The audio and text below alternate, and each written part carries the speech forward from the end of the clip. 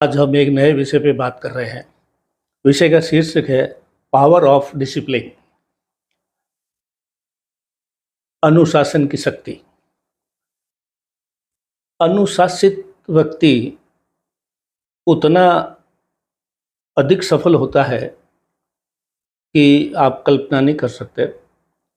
वैसे ही भाग दौड़ में बिना अनुशासन में अगर कोई दौड़ता है तो उसको 200% भाग दौड़ में 100% रिजल्ट लगता है, लेकिन अनुशासित व्यक्ति अगर 100% भाग दौड़ करता है तो 100% ही रिजल्ट लाता है। ऐसा हमारा आज का विषय है। मैं हूं अमर सिंह चौहान, अमर लाइफ कंसल्टेंट में आपका स्वागत है। जैसे कि हमने बताया कि पावर ऑफ डिसिप्लिन, अनुशासन का जो पावर होता है, शक्ति होती है, उसके बारे में बात करेंगे। अनुशासित व्यक्ति कम भागदौड़ में, कम प्रयास में, लेकिन अनुशासित तरीके से, सिस्टम से चल करके, टाइम टेबल से चल करके और ईमानदारी से चल करके वो अधिक सफलता हासिल करता है बनिस्बत के दूसरे आदमी जो अनुशासनहीन होते हैं उनकी तुलना में। आज ये हमारा विषय है। इसको और परिभाषा करें तो डिसिप्लिन इज द ब्रिज पुल होता है। Discipline is the bridge between goal and achievement. यानी अनुशासन जो है वो लक्ष्य और उपलब्धि के बीच में ब्रिज होता है। लक्ष्य अक्सर लोग तय करते हैं, विशेषकर युवा करते हैं, लेकिन उसको लक्ष्य को अचीवमेंट यानी उपलब्धि के रूप में 100% लक्ष्य हासिल किया, 100% उपलब्धि आती है। वो जब भी आती है जब डिसिप्लिन भी अच्छे किस्म का हो। यानी डिसिप्लिन यानी वो ब्रिज है किसके बीच में? गोल और अचीवमेंट के बीच में। ये आज का सक्सेस है दोस्तों। अक्सर लोग बोलते हैं कि टैलेंट से सब कुछ मिलता है, कुछ कहते हैं लक से मिलता है, कुछ कहते हैं इंटेलिजेंसी से मिलता है। वो सब कुछ ठीक है, लेकिन ये सब कुछ है लेकिन डिसिप्लिन नहीं है तो आपको बहुत समय लगेगा और हो सकता है कि भाग दौड़ दुनिया भर की करो, खाया पिया कुछ नहीं, गिलास फोड़ी आठाना वाली बात हो जाती है। तो ability to control the thought and emotion and the action consistently.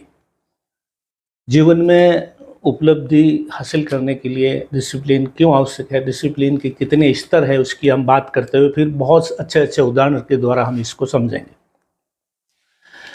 कोई भी आप गोल तय करते हैं तो सबसे पहले तो आप अपने मन में और अपने दिमाग में ये तय कीजिए कि ये मैं काम करने जा रहा हूँ और ये काम मुझे कोई जो है ऊपर से थोपा नहीं गया, ये काम मेरा खुद का है, मैंने खुद ने ये लक्ष्य लिया है। ये स्वीकृति करने के बाद आप आगे बढ़ेंगे तो आपको अच्छे परिणाम मिलेंगे।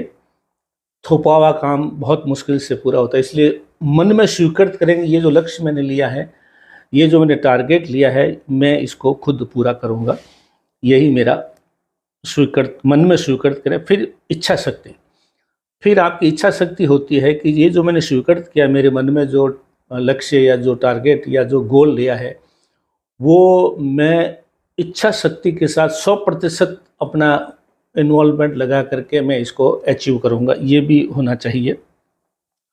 उसके बाद में आता कड़ी मेहनत।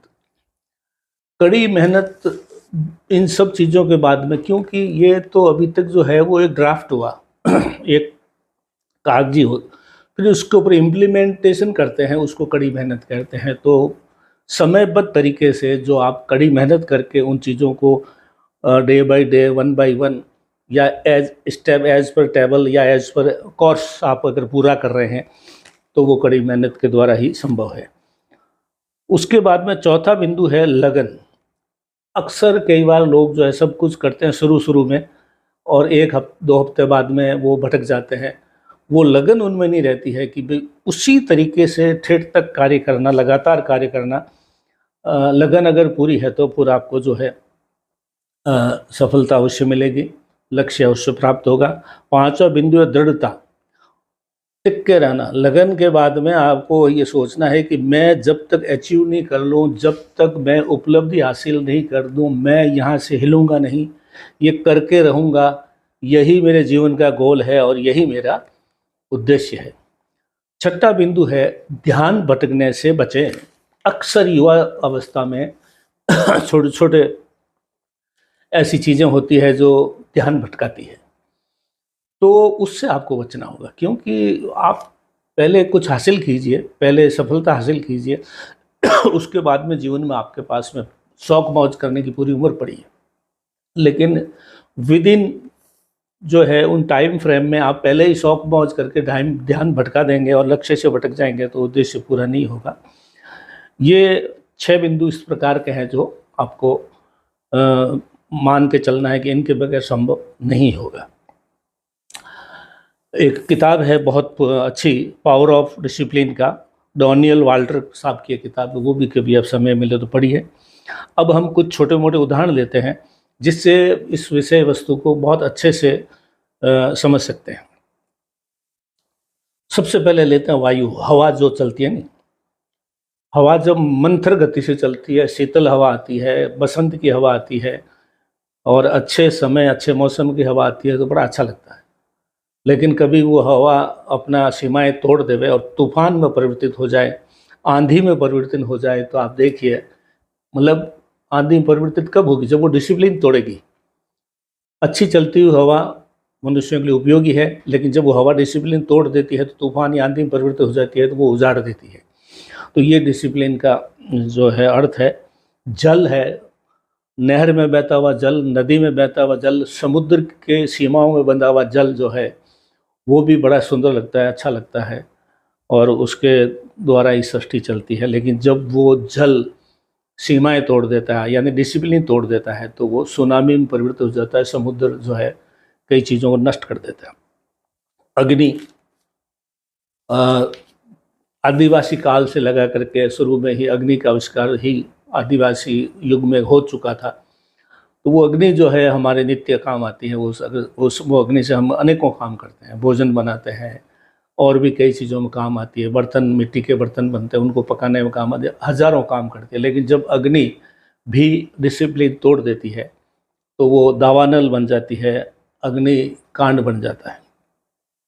ठीक इसी तरीके से ट्रेन अगर पटरी पे चलती है, पटरी उसका डिसिप्लिन है तो वो गंतव्य स्थान पर आपको पहुंचा देगी। लेकिन ट्रेन अगर पटरी से उतर गई तो आप देखिए क्या हो सकता है। पानी के जहाज, जो आप धरती छोड़ के जब जहाज समुद्र के बीच में चला जाता है तो उसको कुछ भी समझ में नहीं आता है एक आम आदमी के। लेकिन जो चलाने वाला जो कमांडर होता है, कप्तान होता है जहाज का, वो कंपास वगैरह जो भी उसके सिस्टम बना है उस सिस्टम से वो आप देखिए चलता है तो वो सिस्टम मतलब डिसिप्लिन से चलता है तो वो उस स्थान पे पहुंच जाएगा जहाँ के लिए वो रवाना हुआ था। इसी तरीके से हवाई जहाज है, जब हवाई जहाज टेक ऑफ करके ऊपर जाती है तो ज़मीन भी दिखनी बंद हो जाती है। हज़ारों किलोमीटर, हज़ारों सैकड़ों किलोमीटर, मतलब 10, 20, 30 किलोमीटर, हज़ारों मीटर ऊपर चली जाती है।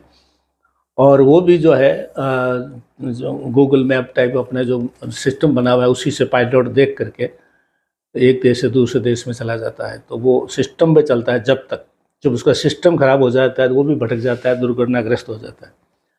किसी देश का संविधान होता है, वो संविधान भी एक डिसिप्लिन है।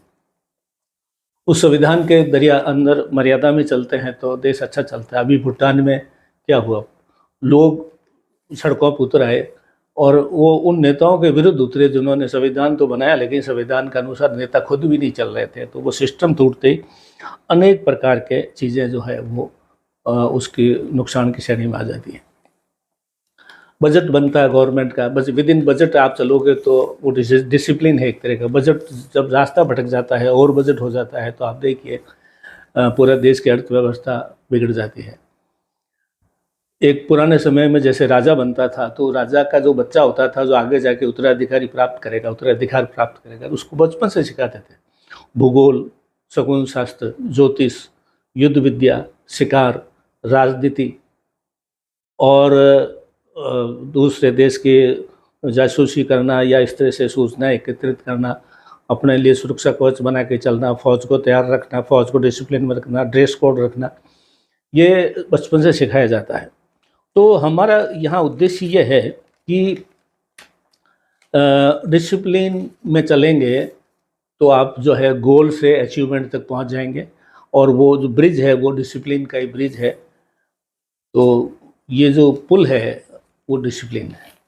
जीवन के हर क्षेत्र में कामयाब आता है। कोई बड़ी बात नहीं है, ये हम रोज़ाना पढ़ते हैं, लेकिन इसको बार बार याद करना इसलिए ज़रूरी होता है कि हम कई बार इससे दूर हो जाते हैं। किससे? लक्ष्य से दूर हो जाते हैं तो फिर अचीवमेंट का कोई सवाल ही नहीं है, और डिसिप्लिन से दूर हो जाते हैं तो उसका भी कोई सवाल नहीं। इसलिए जो है, आप देखिए, फिल्म लाइन की बात करता हूँ अंत में, राजेश खन्ना बहुत बड़े सुपरस्टार थे, लेकिन उनके जीवन डिसिप्लिन में नहीं था। वो देरी से शूटिंग पे जाते थे, देर रात तक पार्टियां करते थे, चमचे पाल रखे थे उन्होंने, तो उस वजह से देखो आप, उनका इतना बड़ा स्टारडम जो है कुछ 2-4 सालों में ही जीरो पे आ गया। दूसरी तरफ उनका समकालीन अमिताभ बच्चन है, जो ज़िंदगी भर उन्होंने डिसिप्लिन से काम किया। आज 50-55 साल से ये इस फिल्म उद्योग में है, आज 82-83 के उम्र के आसपास है। जवानी में उतना जितना नाम नहीं कमाए उतना आज कमा रहे हैं। केबीसी का एक ऐसा सीरियल था जो उन्होंने, लोगों को लगा बड़े पर्दे पे रहने वाला आदमी जो है छोटे पर्दे पे जा रहा है, लेकिन उन्होंने छोटे पर्दे के अंदर भी कमाल कर दिया। और वो भी कमाल कैसे? और डिसिप्लिन से। उनकी भाषा शैली, लोगों से बातचीत करने का तरीका, तो डिसिप्लिन हम बच्चों को सिखाते हैं, लेकिन हम खुद कई बार नहीं कर पाते हैं। तो इसलिए आज ये पुनः मैं ये कहूँगा कि पावर ऑफ डिसिप्लिन समझिए, अनुशासन की शक्ति समझिए, और discipline is the bridge between goal and achievement, इस चीज़ को समझिए। आज का विषय इतना ही दोस्तों। अमर लाइफ कंसल्टेंट्स में आपका स्वागत है। आप अपने मित्रों को भी इस चैनल से जोड़िए, जिससे उनको भी इस चीज़ का लाभ मिले। धन्यवाद।